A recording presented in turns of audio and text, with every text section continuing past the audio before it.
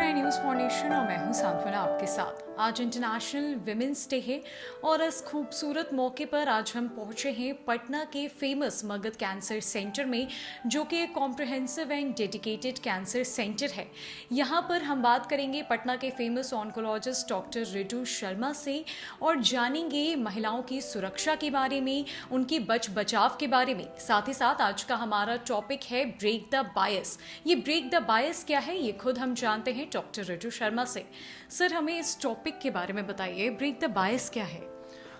इस साल जो है वर्ल्ड इंटरनेशनल वुमेंस डे का थीम है वह है break the bias.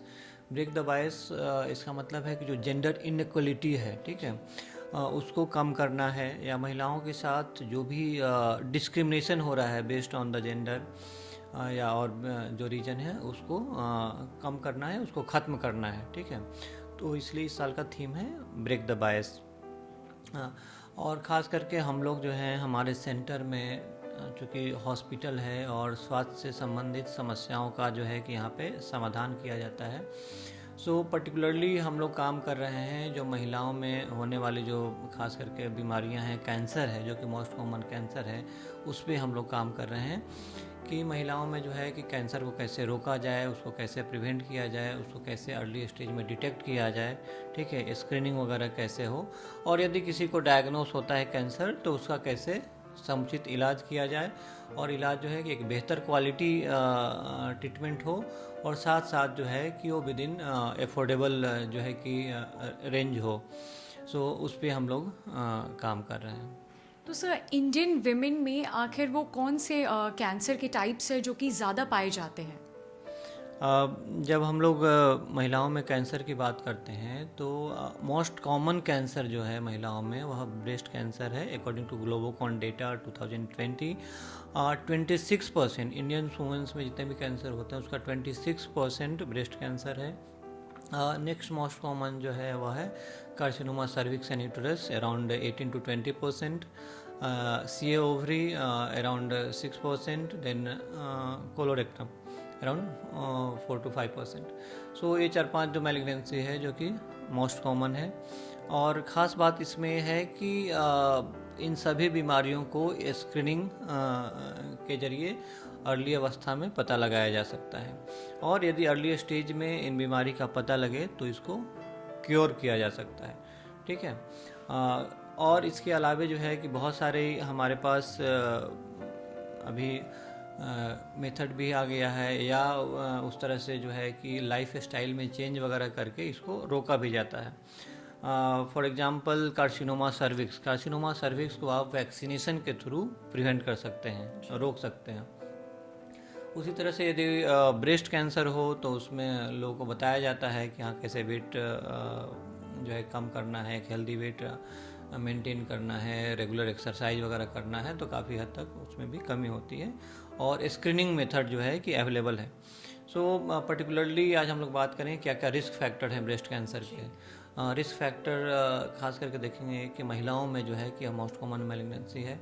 99% breast cancer महिलाओं में होता है, 1% पुरुषों में होता है। एज जो है कि मोस्ट ऑफ द केसेस जो हमारे पास आते हैं वो एज 40 to 70 के बीच में होता है, तो एज भी एक फैक्टर है। 40 साल के बाद उसका रिस्क बढ़ जाता है। इसके अलावा एक मेजर फैक्टर है ओबेसिटी, ठीक है। ओबेसिटी की वजह से बहुत सारी बीमारियां होती हैं, और उसमें बहुत तरह के कैंसर भी होते हैं। ब्रेस्ट कैंसर उनमें एक है ओबेसिटी।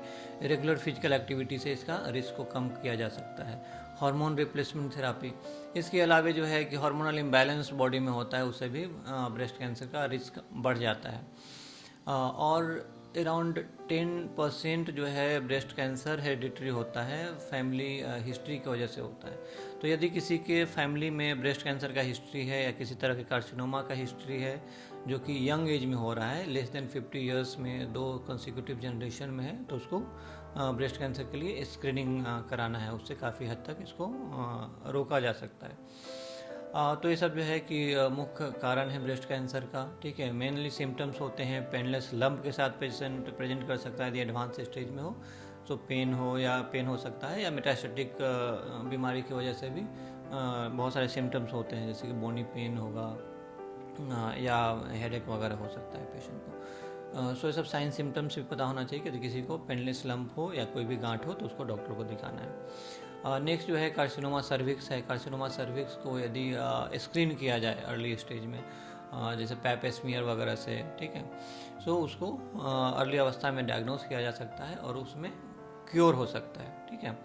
सो ये बताने का मेन ये रीज़न है कि यदि इन बीमारियों को हम लोग रोकने का उपाय करें या अर्ली स्टेज में डायग्नोस करें तो जो है कि बहुत सारे प्रिवेंटेबल डेथ्स को हम लोग रोक सकते हैं। जैसे आप देखेंगे कि every year around 23 lakh 2.3 million breast cancer cases diagnose होते हैं ऑल ओवर वर्ल्ड, और उससे 7 लाख के आसपास डेथ हो रही है पूरी दुनिया में।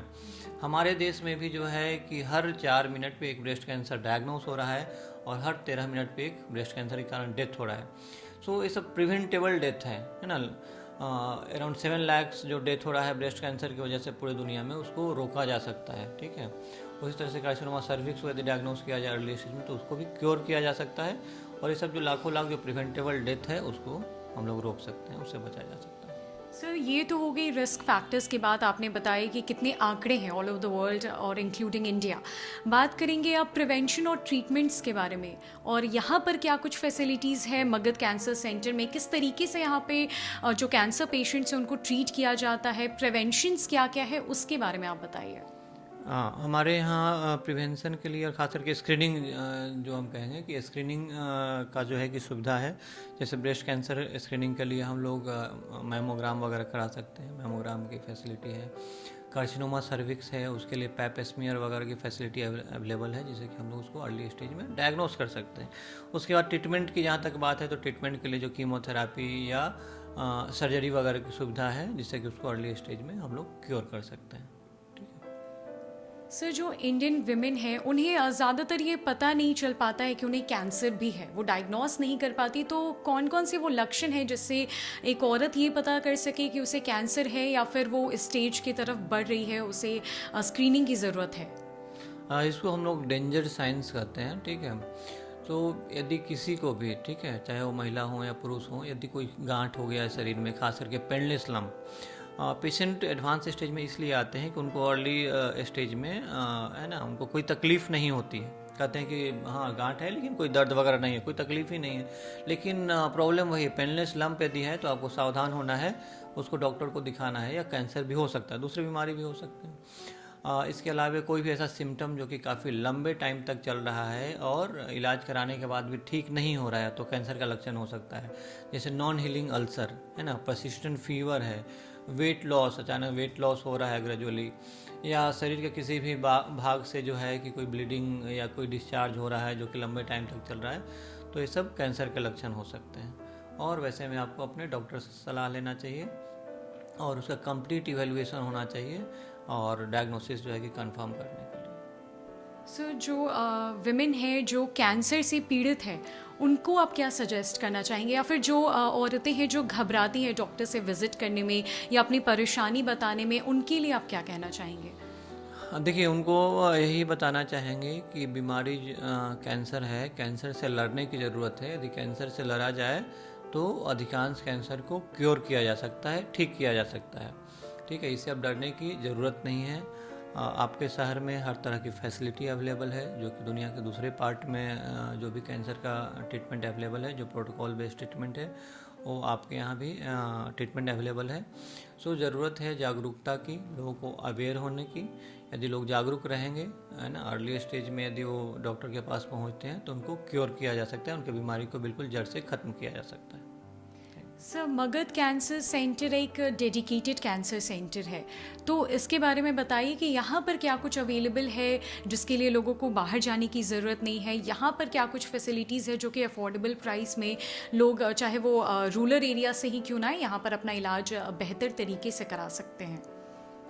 हमारे यहाँ कैंसर पेशेंट के लिए, चूँकि कैंसर का डेडिकेटेड हॉस्पिटल है, कॉम्प्रिहेंसिव कैंसर सेंटर है, सो पेशेंट को ओपीडी की facility, IPD, chemotherapy, day care, particularly जो है कि कैंसर पेशेंट के लिए आईसीयू है ना, ICU dedicated to cancer patient, जो कि बहुत कम जगह पे है, वो यहाँ पे है। कैंसर का ओटी, मेडिकल ऑन्कोलॉजी, जिसमें कि cancer chemotherapy, immunotherapy, targeted therapy, hormonal therapy, जितने भी तरह के ट्रीटमेंट है वो यहाँ पे अवेलेबल है।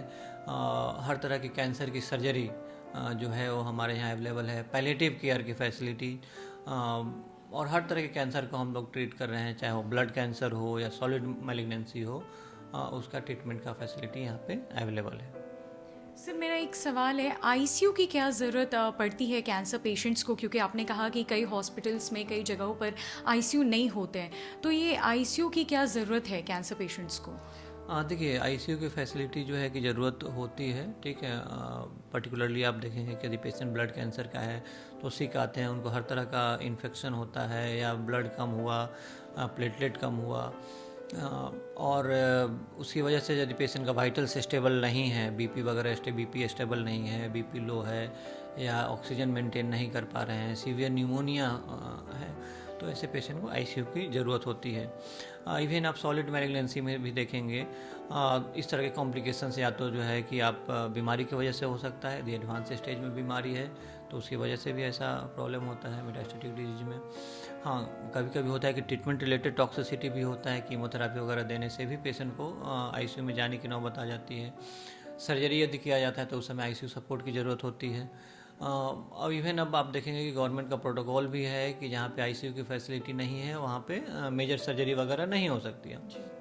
तो ओटी जहाँ पे होता है ऑपरेशन थिएटर, तो वहाँ भी आईसीयू की ज़रूरत होती है। तो आईसीयू जो है कि एक हॉस्पिटल का अभिन्न अंग है, उसके बिना कोई भी हॉस्पिटल कंप्लीट नहीं होता है।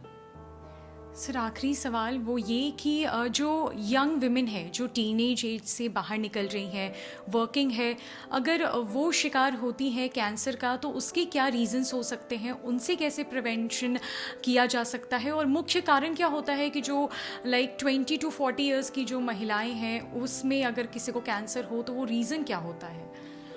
देखिए कैंसर की बीमारी जो है वह एज लिमिटेड नहीं है ना, किसी भी एज में यह बीमारी हो सकती है, बच्चों में भी हो सकती है, टीनेज में भी हो सकती है, और एज 40 के बाद भी हो सकती है। सो आप देखेंगे कि महिलाओं में ज़्यादा जो कैंसर होती है वो 40 प्लस में ही ज़्यादा, चाहे वो ब्रेस्ट कैंसर हो, सर्विस कैंसर हो, ओवरी कैंसर हो, ऐसा 40 प्लस में ज़्यादा है। यंग एज में भी बीमारी है, जैसे लिम्फोमा, ब्लड कैंसर है ना, जर्म सेल ट्यूमर है ना, ये सब यंग एज में कॉमन है।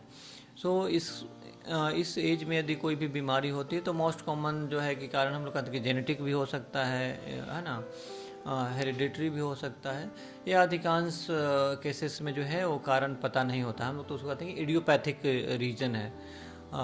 बट हाँ, जो नॉन फैक्टर है उसमें जेनेटिक वगैरह हेरिडिटरी भी हो सकता है, बट अधिकांश केसेस में इडियोपैथिक रीजन होता है, पता नहीं होता है कि किस कारण से हो रहा है। सर इंटरनेशनल वुमेंस डे है आज, और आज आप क्या मैसेज देना चाहेंगे तमाम दुनिया की, खासकर कि बिहार की महिलाओं को क्या कहना चाहेंगे आज? As a health care professional हम महिलाओं से यही अपील करते हैं, सभी को यही यहाँ पे बताते भी हैं कि आप अपने हेल्थ के प्रति सजग रहें। स्वास्थ्य ही सब कुछ है, यदि आपके पास आप यदि स्वस्थ होते हैं तभी जो है कि लाइफ जो है कि होती है या जीने की इच्छा होती है। सो स्वास्थ्य जो है कि सबसे बड़ा धन है जो कि कहा जाता है। सो अपने स्वास्थ्य के प्रति जागरूक रहना है, ठीक है। कोई भी सिम्टम हो तो उसको इग्नोर नहीं करना है, ठीक है। अपने स्वास्थ्य पे ध्यान देना है, न्यूट्रिशनल डाइट लेना है, रेगुलर एक्सरसाइज करना है, और अपने फैमिली फिजिशियन के संपर्क में रहना है। सो इससे जो है कि स्वस्थ रहेंगे, है ना। जागरूकता जो है कि सबसे बड़ा जो है कि चीज़ है, जागरूक होना है। इंटरनेशनल विमेंस डे पर आज हम पहुंचे मगध कैंसर सेंटर जो कि पटना के गोला रोड में है, और आज हमने पटना के famous oncologist doctor Ritu Sharma से बातचीत भी की। यहाँ आकर हमने काफ़ी चीज़ों के बारे में जाना, ब्रेक द बायस क्या है, महिलाओं की सुरक्षा, उनके बच बचाव, रख रखाव, हर चीज़ों के बारे में जाना। और आई होप कि आप लोगों के सारे क्वेश्चंस, जितने भी सजेशंस हैं वो सब क्लियर हो गए हों। हमने आज महिलाओं के बारे में जाना कि किस तरीके के कैंसर होते हैं, और मगध कैंसर सेंटर में जितनी भी फैसिलिटीज़ है, खासकर यहाँ पर कैंसर पेशेंट्स के लिए आईसीयू की भी फैसिलिटीज़ है। अब आपको कहीं भी बाहर जाने की ज़रूरत नहीं है, क्योंकि पटना में मगध कैंसर सेंटर खुल चुका है, जहाँ पर कैंसर पेशेंट्स के लिए वो हर एक सुविधा है जो कि तमाम शहरों के बड़े हॉस्पिटल्स में होते हैं। फिलहाल के लिए इतना ही। न्यूज़ फॉर नेशन की रिपोर्ट सांत्वना के साथ।